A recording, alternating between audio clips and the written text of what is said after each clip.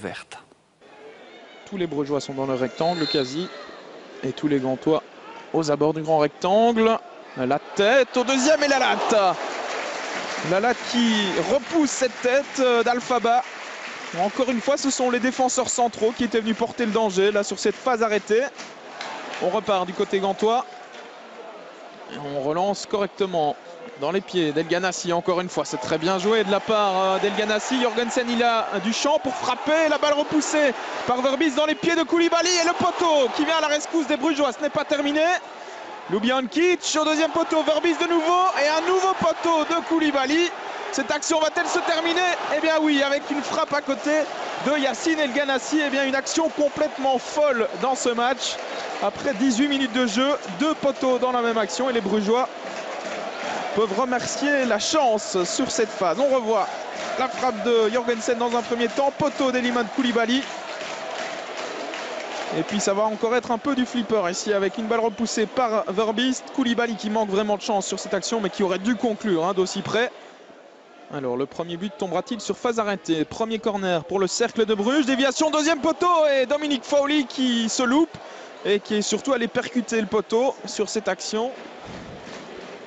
Invariablement, c'est encore Elganassi qui donne ce coup de coin. Koulibaly, la tête, le sauvetage miraculeux de Verbis une deuxième fois.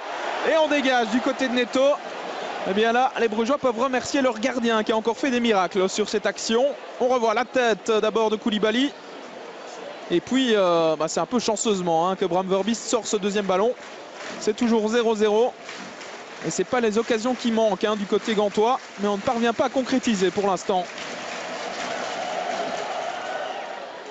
Nouveau coup de coin, Elganassi dans le paquet, ballon repoussé par Bram Verbis, pardon, le but non, c'est sauvé de la tête par Vian sur la ligne.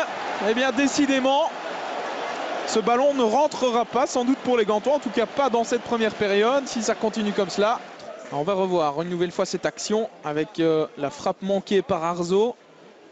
Et c'est Alphaba qui avait frappé sur... le crâne finalement de Denis Vian. A priori le ballon n'est pas rentré. Les Gantois qui reprennent la possession du ballon. Baric avec Smolders qui a un peu d'espace devant lui. Il va tenter de trouver Elganassi. Voilà qui est fait. Elganassi à toute vitesse avec Rudy qui revient dans son dos. Le centre extérieur pied d'Elganassi et Vian qui se trouve. Et c'est encore une fois Bram Verbis qui est là pour sauver les meubles véritablement. Elganassi face à lui, Rudy. La passe en retrait d'Elganassi qui reste disponible pour Marco Souler. Retour avec le Diable Rouge. Attention, Elganassi, la frappe, ça ne passe pas loin, c'était bien tenté. Là, il tente, il ose, il provoque Elganassi. Il fait un bon match dans l'ensemble pour l'instant. Vaneno dans le rectangle. Face à lui, il y a Mario Baric. Les crochets de Vaneno, la passe elle est bien jouée, elle était belle et le poteau avec Fowley, nouveau poteau. Et c'est Rudy maintenant qui va peut-être pouvoir frapper, qui glisse une nouvelle fois. Eh bien, décidément, il devrait changer de pneu, le Portugais. Et décidément, dans ce but, on a des actions complètement folles. Un premier poteau, Fowley qui se jette, deuxième poteau pour sauver Frank Books. Et puis Rudy là qui ne parvient pas à frapper, qui glisse. Coup de coin d'Elganassi. Premier poteau avec la frappe de Nahayo et une nouvelle parade 5 étoiles véritablement de Bram Verbis. Ce gardien il fait un début de championnat tonitruant véritablement. Ce n'est pas terminé pour les Gantois avec Souler. À l'entrée du rectangle, la frappe de Ljubijankic et nouvel arrêt de Bram Verbis. Eh bien, on va pouvoir lui ériger une statue du côté de Bruges dès cette première journée de championnat parce que le gardien du cercle est véritablement en train de faire le match de sa vie aujourd'hui. Regardez cet arrêt du bout des doigts ou du bout du pied, encore une fois. Marco Souler qui perd le ballon au profit de Rudy qui est reparti dans ses dribbles. Alors, est-ce qu'il va tenir droit sur ses jambes cette fois-ci? Oui. Rudy, la passe elle est magnifique. Christophe Dan pour le premier but, il est accroché. Et que dit Monsieur Verweken? C'est un penalty. Penalty pour le Cercle de Bruges. Eh bien, il va falloir revoir cette action parce que j'ai quand même l'impression que Christophe Dan est tombé à contre-temps dans cette action.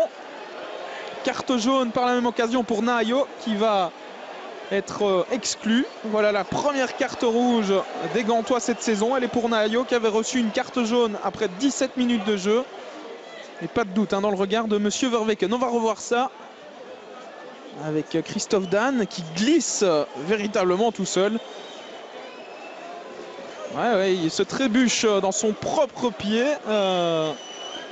Christophe Dan.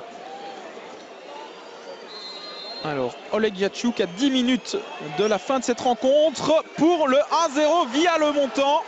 0-1 plus précisément. Le Cercle de Bruges passe devant grâce à ce penalty véritablement généreusement accordé par Monsieur Verweken. Mais voilà, les chiffres sont là. C'est 0-1, ouverture du score pour le Cercle de Bruges par Oleg Yachuk. Et c'est la fin de ce Gantois Cercle de Bruges. Victoire du Cercle 0-1. Du côté brugeois, on se satisfera évidemment de ces 3 points arrachés grâce notamment à un exceptionnel Bram Verbiest dans les buts. Du côté de la Gantoise, on va sûrement pester sur ce penalty qui va encore faire couler beaucoup d'encre dans les jours à venir.